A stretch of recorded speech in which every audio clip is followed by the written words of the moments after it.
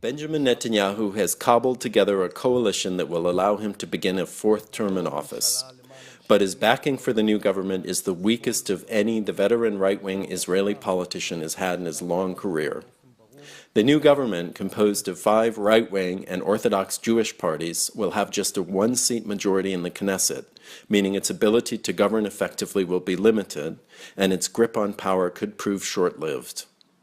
The new government ended up becoming narrower than anyone expected after Avigdor Lieberman, the ultranationalist former foreign minister, made the surprise decision to drop out of the coalition talks at the last minute. This left Naftali Bennett's far-right Jewish Home Party in a kingmaker position that allowed it to press Mr. Netanyahu for a number of key positions and perks. The party, which represents nationalist religious Zionists and the settler movement, won 3 ministries and control of Knesset committees overseeing lawmaking and the judiciary. Jewish Home, along with some members of Mr. Netanyahu's Likud party, both want to limit the Supreme Court's current powers to overturn government legislation.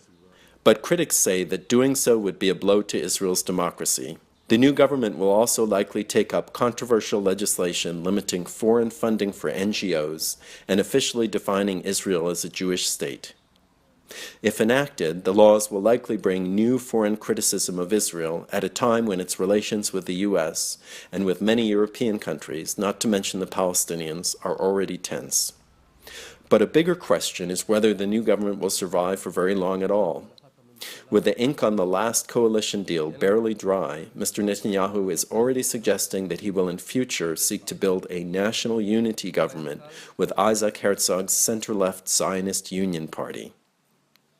Mr. Herzog has rejected this, but the overture does suggest that even Mr. Netanyahu himself knows that his government is unlikely to last very long in its current form.